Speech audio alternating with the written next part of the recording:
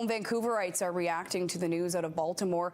Vancouver's port is one of the busiest in North America, with ships frequently traveling under major bridges like the Lions Gate and Second Narrows.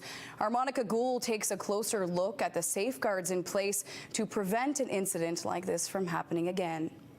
The shocking bridge collapse in Baltimore has some in Metro Vancouver wondering. An accident like this naturally raises the question of, could it happen here? The Francis Scott Key Bridge collapsed Monday night after a cargo ship lost power and struck one of the supports. Trevor Heaver, an emeritus professor at UBC who specializes in transport economics and logistics, including shipping and ports, says this type of accident is unlikely to happen in Vancouver.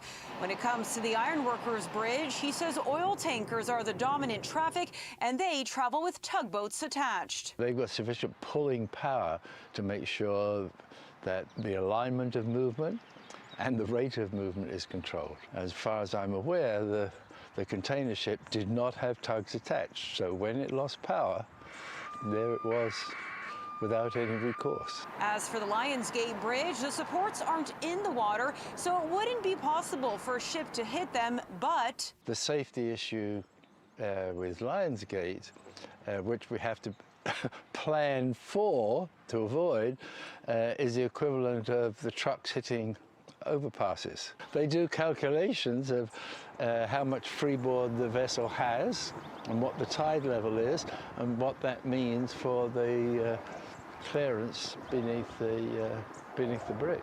In a statement, BC's Ministry of Transportation and Infrastructure says BC has one of the most comprehensive bridge inspection and safety programs in the country. Each of the ministry's approximately 3,000 structures are inspected annually. When issues are identified, we take appropriate and immediate action. City News also asked the Federal Energy and Natural Resources Minister about what happened in Baltimore. We certainly will be looking to try to understand what happened there and to ensure that we have the appropriate kinds of safeguards in place. Rules around vessel movement in the Burrard Inlet are set out by the Vancouver-Fraser Port Authority.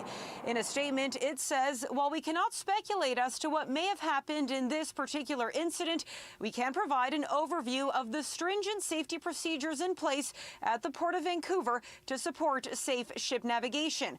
They include the establishment of traffic control zones, tug support requirements, navigation risk assessments, and pilotage requirements. You can't move an international ship more than a few meters without having a pilot on board. Authorities in Halifax and Quebec have also reassured the public about the safety of their bridges.